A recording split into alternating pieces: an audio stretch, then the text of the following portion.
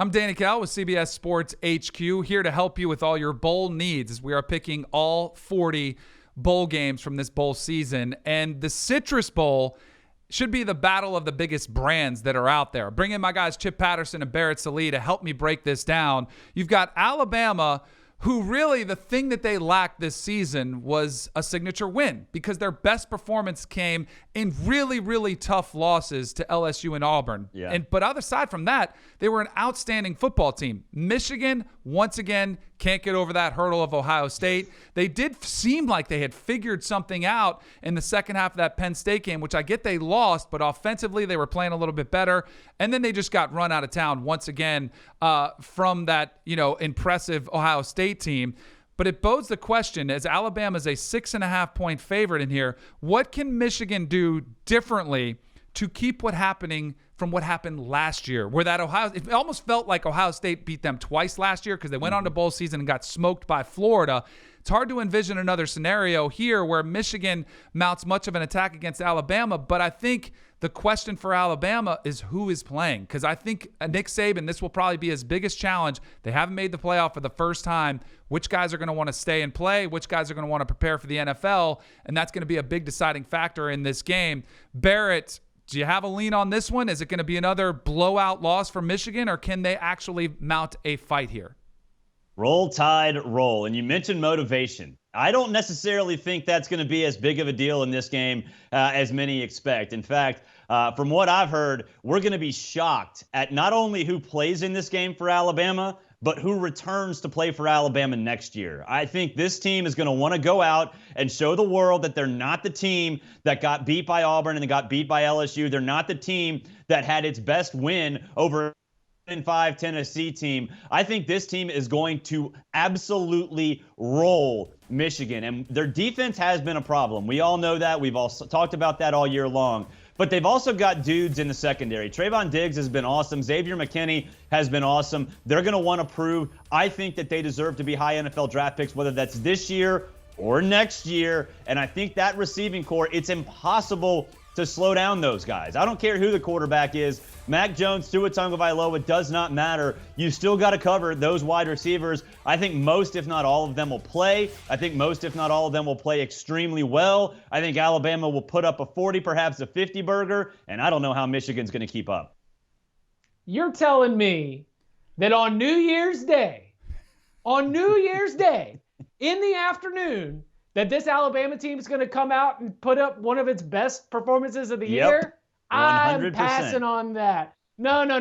Listen, when we saw Alabama last in this spot, it was outside of the BCS championship game, and we saw Oklahoma just do some really, really awful things to the Crimson Tide. And Nick Saban did come back and point the finger at a lot of players that were maybe a little bit more concerned about their draft stock. And so whether they sit the bowl game out or not, you've still got a bunch of players that have a lot on their mind in terms of what the future of this is going to be. And so, I'm going to factor that in big time into my decision on this game. And I'm going to look at a Michigan team that I give them more credit for this Ohio State game than last year's Ohio State win, because if it's not for just a few just awful, back-breaking mental errors and miscues in the first half of that game, I really thought the Wolverines were right there. They were hanging with them. They were proving that they are on Ohio State's level, or at least close to it. So what does Michigan need to do to avoid the same kind of hangover that we saw a year ago?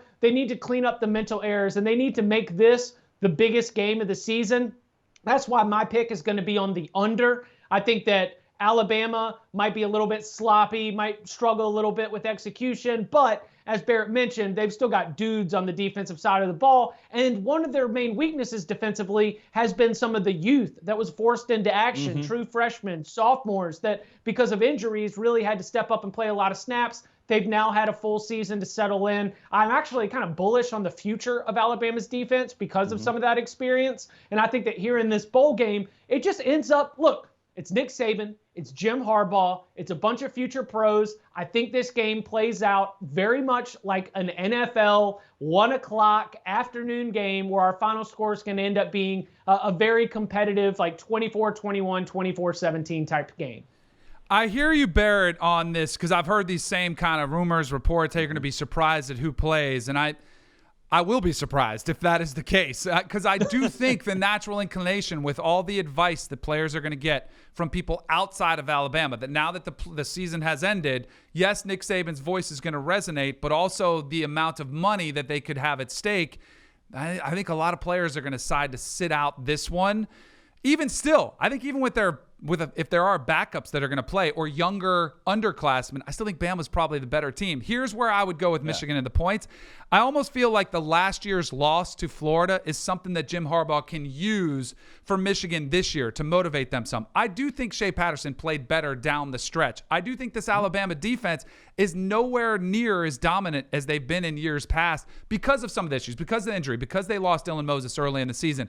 And I do think Michigan will be able to score some points against Alabama. And if I'm going to go with the history of the powerhouse from the SEC versus another team, I would say that they're probably not going to give their best. And I know it's a knock against the character and all these types of things. It's just human nature. When you thought you were this close and possibly playing for a national championship and you're left out of it, I think it's really hard to get amped up. Michigan, I know they're in the same boat. They thought they were playing, for a potential chance, but simply they weren't. And I think there'll be more at stake for them hearing about the SEC, hearing about the Florida Gators last year, that I do think that will resonate. If the loser of this game comes out, who do you think will take what question will be asked more? I'll give you this one. Jim Harbaugh on the hot seat or dynasty over? Which one would you give more validation to? Because, clearly Nick Saban's not going to be in the hot seat, but we've already heard the dynasty over talk starting to creep in. Is that a valid question if Alabama loses this one? And if Michigan comes up short, is it valid to say Harbaugh could potentially be in trouble in the near future?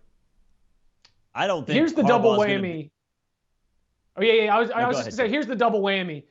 Early signing period is coming up, and if Alabama ends up seeing some of its top competitors, mainly the Clemson Tigers, who might be on their way to signing the #1 class in the country, at least through early signing period, and if it sees maybe another team even ahead of them as well, the recruiting, which has taken a little bit of a step back after they ran off 7 straight #1 classes in a row, followed by a bowl loss, I think that would be a general assessment that would lead the hot take off-season cycle to pointing the finger at Alabama. I don't think that Jim Harbaugh, based on this one game, is or is not going to be considered hot seat.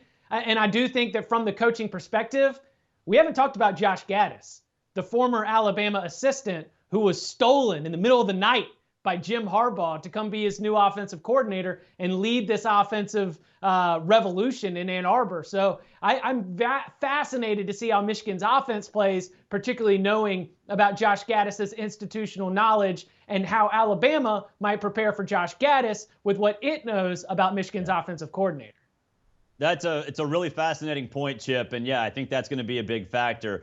For me, like Jim Harbaugh's not going to be on the hot seat. I don't think there's any validity to that. I think there's frustration, and there should be frustration. I mean, you're paying him $7.5 million for what? To finish second in the East? That's not okay. But he's not going to be on the hot seat. They're not going to fire him. But DK, to your question, the dynasty is dead. The dynasty died last year. You can only have one ruling family in anything. That's what a dynasty is. And the ACC power, Clemson, is already the dynasty in college football. So, I think Alabama, though, to that end, they're in a really difficult spot because they have taken a step back, like Chip said, in recruiting. They do have a team in LSU that finally, after long last, figured it out within their division. They do have a Gus Malzahn problem, 3 losses to Gus Malzahn teams since he got there in 2013. And they do have a power in Georgia across the division that is at least competitive at a near elite level. So